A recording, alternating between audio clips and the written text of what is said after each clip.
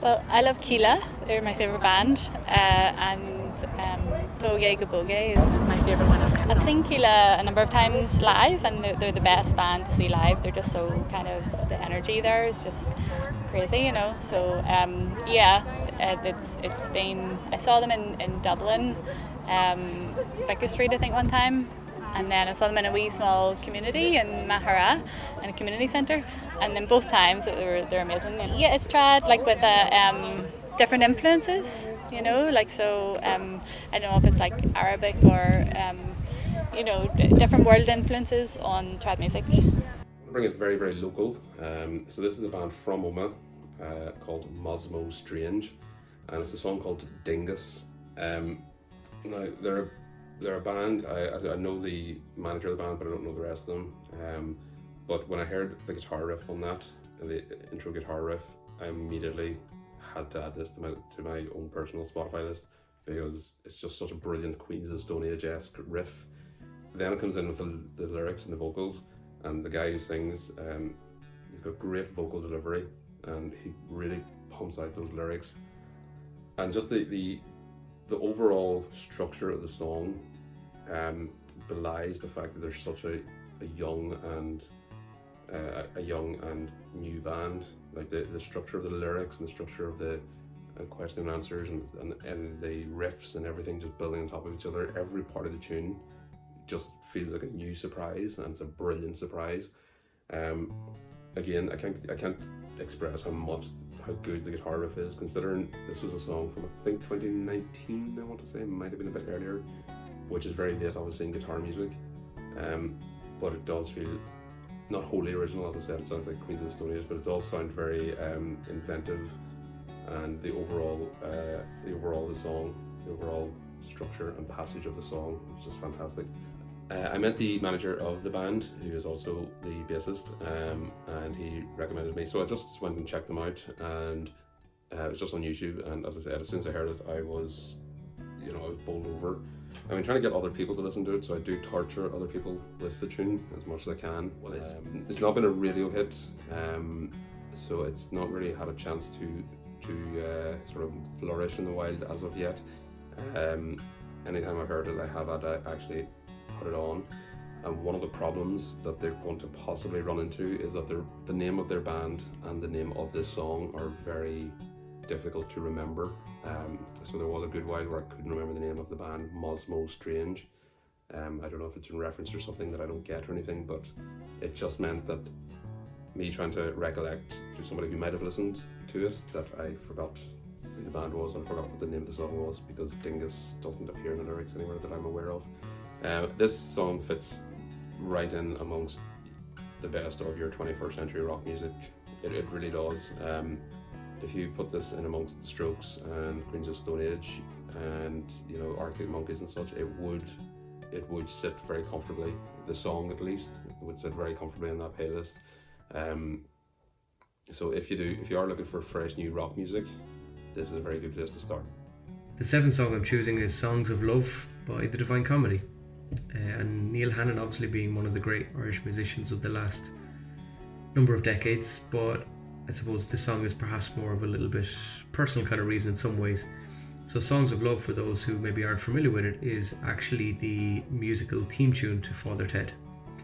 And I would quite, I suppose, happily say that I am one of the world's biggest Father Ted fans, to the point that I once took on the creator of Father Ted, Graham Linehan, was on, I think, the Ray D'Arcy show. This has gone back maybe 12-13 years or longer, and Graham Linehan was on with Ray D'Arcy, and Ray D'Arcy asked people to send in questions on Father Ted, and Graham Linehan said that he would answer them and he wouldn't get any wrong, and I was the only person who was able to beat him, which I still am very proud of that. I've organised Father Ted quizzes all over the place, and it's still, I think, the mastermind subject of my choice. Musically, I love that song. There's something amazing about the piano in it, Neil Hannon's voice, the kind of very simplistic guitar in the background, but at the same time just absolutely beautiful. And then when the Father Ted music as such kind of kicks in the middle, the kind of solo part, it's just amazing to hear that as a huge Father Ted fan, to hear it in such a different way on different instruments, and not the usual intro to Father Ted where you expect to hear it the most. The change in that song, sort of halfway through it, and before it rises back into the usual song, is a little bit unusual. I think it's it takes almost like a dark sounding turn in the middle of it, but at the same time it comes straight back out of it, and you can't help but feel you're just going to go home and watch Father Ted over and over again. So that song is definitely up there, one of my favourites. The last time I heard that song was be 2 years ago now, because obviously of COVID. I played that song on the journey on one of the trains from Tokyo to Kanazawa, I think it was, in Japan.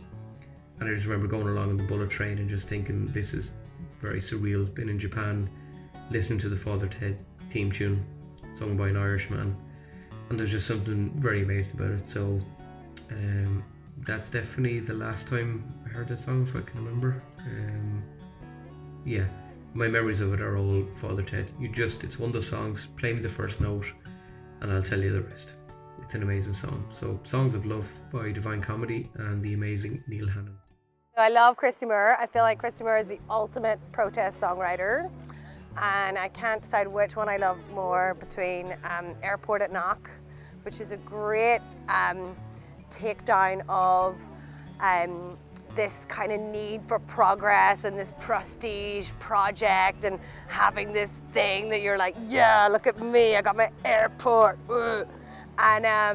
And this kind of also showing up how something can be sold to us as like, oh, it's Knock, it's pilgrimage, it's God. But actually, the last bit of the song goes, did NATO donate the dough, me boys? Did NATO donate the dough? And then what he's saying is did NATO donate the dough? And about how having an airport strategically in that position during the Cold War was actually a really viable for the Yankees to keep the Russians out, as Christy Moore says. So I really love how it starts off as a story, and you follow this guy, and then it just sort of creeps up on you about what the realities are of what the agendas are of those in power, and behind this, ridiculous project, really.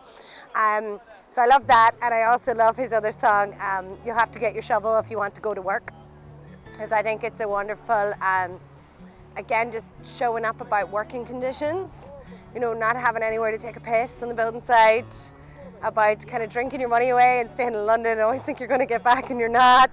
And I think that's a lot of thing about being Irish as well, is especially when you come from a rural area, is that feeling that you have to leave and that there's not a life for you there, and go into another country and not necessarily getting treated very well.